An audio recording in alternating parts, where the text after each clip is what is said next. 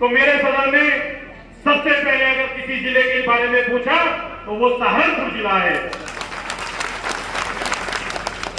मुझे अच्छी तरह से याद है 2014 में जब हम लोग सहारनपुर में आए थे तो चंद लड़कों के साथ इस जिले की कमान संभालने वाले, इस संगठन का नींव रखने वाले सनोवर साहब थे, चंद लोग थे। लेकिन आज उनके द्वारा जो एक बीज बोया गया सहारनपुर के अंदर, आज वो वसीम साहब की सदारत में वो दर्द बन चुका है। और इंशाअल्लाह ताला मुझे उम्मीद है कि एक एक कार्यकर्ता की मेहनत, एक एक कार्यकर्ता का हौसला आने वाला वक्त ये दरख्त फल जरूर देगा इंशाअल्लाह ताला। साथियों, आज का प्रोग्राम कार्यकर्ता सम्मेलन है और यहां मौजूद एक एक कार्यकर्ता अपने आप में बैरिस्टर असदुद्दीन ओवैसी है, अपने आप में अकबरुद्दीन ओवैसी है, अपने आप में शौकत अली है, अपने आप में मेहताब चौहान है। जो लोग इसलिए लड़ते हैं कि मेरा फोटो नहीं लगाया गया, मुझे माला नहीं पिलाई गई, जो लोग इसलिए लड़ते हैं कि मुझे बोलने नहीं दिया गया, जो लोग इसलिए लड़ते हैं कि मेरा नाम मन से नहीं लिया गया, मैं उन लोगों से एक बात कहनी चाहता हूं।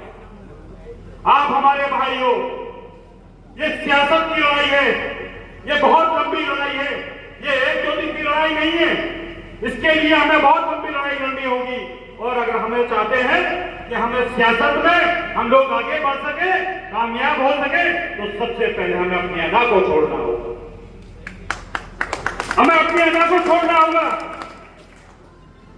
याद रखना, सियासत में हक मांगने से नहीं मिलता, उसे छीनना पड़ता है। और अगर आप चाहते हैं कि आप भी और समाजों की तरह इस देश प्रदेश के अंदर बावजूद बावकार बन सके, तो उसके लिए आपको सबसे पहले सहनशील होना पड़ेगा। सबसे पहले अपने अंदर सहनशीलता पैदा करनी पड़ेगी, अपनी अना को खत्म करना पड़ेगा और सब्र वाला बनना पड़ेगा। बहुत लोग शिकायत करते हैं कि ऐसा हो गया, वैसा हो गया, ये हो गया, वो हो गया। साथियों, हम लोग अपनी अना के चक्कर में ये भूल जाते हैं कि हमारे कायद बैरिस्टर असदुद्दीन ओवैसी ना दिन देखते हैं, ना रात देखते हैं, ना धूप देखते हैं, ना छांव देखते हैं। किस तरह से वो कभी हैदराबाद मिलते हैं तो पता चलता है कि 2 घंटे बाद महाराष्ट्र के अंदर प्रोग्राम अटेंड कर रहे हैं, तो पता चलता है कि अगले दिन उत्तर प्रदेश के सहारनपुर में हैं, तो पता चलता है कि अगले दिन बिहार के अंदर हैं। हम लोग भूल जाते हैं कि इस उम्र में भी हमारे कायद किस लिए लड़ रहे हैं, किस फिक्र में लड़ रहे हैं। हम लोग भूल जाते हैं कि हम लोगों को हक और इंसाफ दिलाने के लिए, हम लोगों को जागरूक करने के लिए एक आदमी दर दर की ठोकरें खा रहा है, गली गली कूचे कूचे लड़ रहा है। मेरे साथियों, ये सियासत में कामयाबी अगर आप चाहते हैं तो आपको बहुत कुछ करना पड़ेगा। आज आप कहीं भी चले जाइए, उत्तर प्रदेश ही नहीं पूरे हिंदुस्तान के हालात ये हैं कि हमारा बच्चा, हमारा नौजवान साथी, हमारे बुजुर्ग अगर कहीं दाढ़ी टोपी लगा करके निकल जाए तो उनको दाढ़ी टोपी के नाम पर मोहब्बत कर दी जाती है। कोई मुसलमान अगर गाय पालने के लिए भी खरीद कर लाता है तो कुछ आतंकवादी उसे रोककर सिर्फ इसलिए मार देते हैं क्योंकि गाय उसके पास होती है। हमारी इबादत गाहों को टारगेट किया जा रहा है, हमारी बहन बेटियों की इज्जत और आबरू से खेला जा रहा है। क्या ये जुल्म की इंतहा नहीं है? मैं आप लोगों से सवाल करता हूं, क्या ये जुल्म की इंतहा नहीं है? क्या जुल्म है हमारा? क्या मुसलमान होना हमारा जुल्म है? क्या हिंदुस्तानी होना हमारा जुल्म है? नहीं, जुल्म अगर है तो हमारा जुल्म यह है कि 75 सालों के अंदर हमने कोई सियासी प्लेटफॉर्म नहीं बनाया, हमने इन 75 सालों के अंदर अपनी सियासी जमात नहीं बनाई, हमने इन 75 सालों के अंदर अपना लीडर नहीं बनाया। हमने अगर कुछ बनाया तो कभी अखिलेश यादव को मुख्यमंत्री बना देंगे, कभी मुलायम सिंह यादव को मुख्यमंत्री बना देंगे, कभी मायावती जी को मुख्यमंत्री बना देंगे, तो कभी इंदिरा गांधी जी को प्रधानमंत्री, तो नेहरू जी को प्रधानमंत्री, और अब इतनी इंतहा हो गई कि नेहरू जी से लेकर के राहुल तक के हम लोग जिंदाबाद के नारे लगाते हैं। लेकिन मैं आप लोगों से सवाल करता हूं, मैं आप लोगों से सवाल करता हूं, 75 साल गैरों का झंडा उठाने के बाद आपको हासिल क्या हुआ? क्यों आज आपको इस अपने मुल्क के अंदर, उस मुल्क अजीज के अंदर गैरों की निगाह से देखा जाता है, जिस मुल्क की आजादी के लिए हमारे उलमाओं ने अपनी जानों की कुर्बानियां दी? क्यों साथियों? उसकी वजह यही है क्योंकि हम लोग सियासी तौर पर नाबीना हैं, हमें दिखाई नहीं देता। लेकिन अब समझ लीजिए कि एक नेता, एक लीडर, एक कायद आप लोगों के बीच में आया है जो आपको बेदार करना चाहता है। वो खुद नेता नहीं बनना चाहता, बल्कि आपको नेता बनाना चाहता है। वो खुद विधायक मंत्री बनना नहीं चाहता, वो आपको विधायक मंत्री बनाना चाहता है। लेकिन हम लोग क्या कर रहे हैं? हम लोग लगे हैं चुनाव से पहले संगठन में, मेरा फोटो नहीं लगाया, मेरा नाम नहीं लिया गया, मुझे मालाएं नहीं पहनाई गई।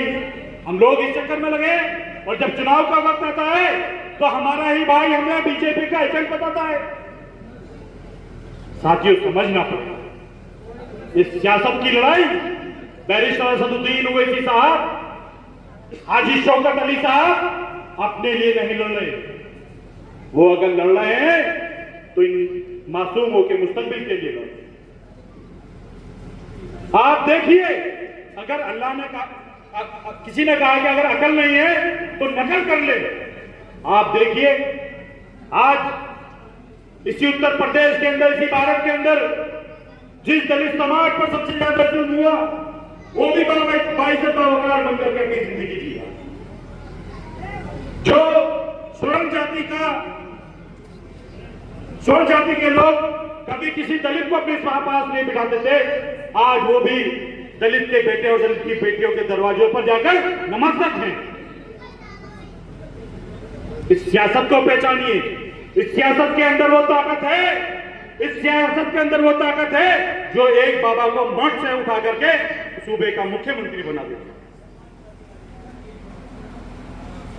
है। इस वोट की ताकत को पहचानिए। हम लोग क्या कर रहे हैं? हम लोग 75 साल से वोट तो देते हैं। हम लोग वोट देते हैं तो कभी जनसंघ को हराने के लिए, हम लोग वोट देते हैं तो कभी भाजपा को हराने के लिए, हम लोग वोट देते हैं तो कभी भैया जी को मुख्यमंत्री बनाने के लिए, हम वोट देते थे तो भैया जी के अब्बा जी को मुख्यमंत्री बनाने के लिए। लेकिन हमें क्या मिला? वोट हमारा, नोट हमारा, सपोर्ट हमारा, और हमें क्या मिला? 75 सालों के अंदर अगर हमें कुछ मिला तो हमें आतंकवादी कहा गया, हमें डाली टोपी देखकर आज आतंकवादी समझा जाता है।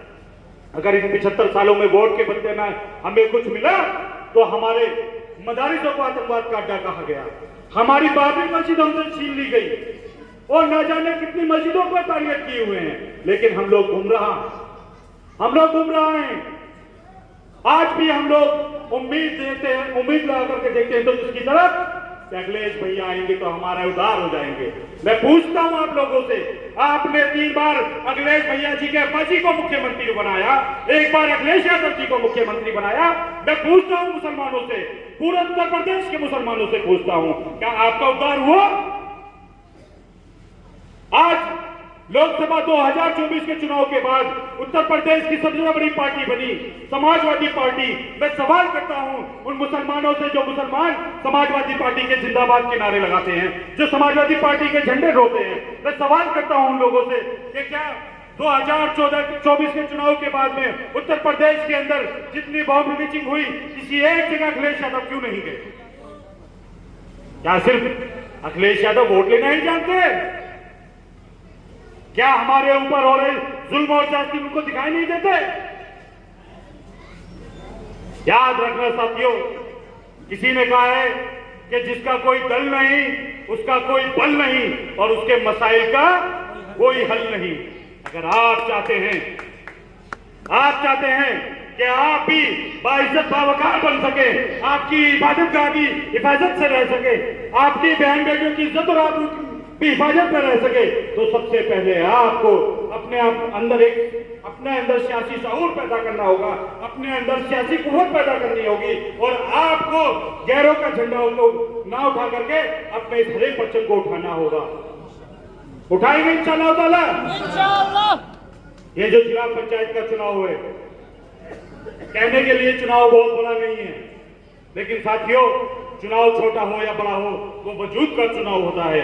मैं आप लोगों से गुजारिश करना आया हूं, जितने कार्यकर्ता यहाँ बैठे हैं, जितने संगठन के लोग यहाँ बैठे हैं, जितने बैरिस्टर असदुद्दीन ओवैसी से मोहब्बत करने वाले लोग यहाँ बैठे हैं, अल्लाह के वास्ते अपने अनाव को छोड़ दीजिए,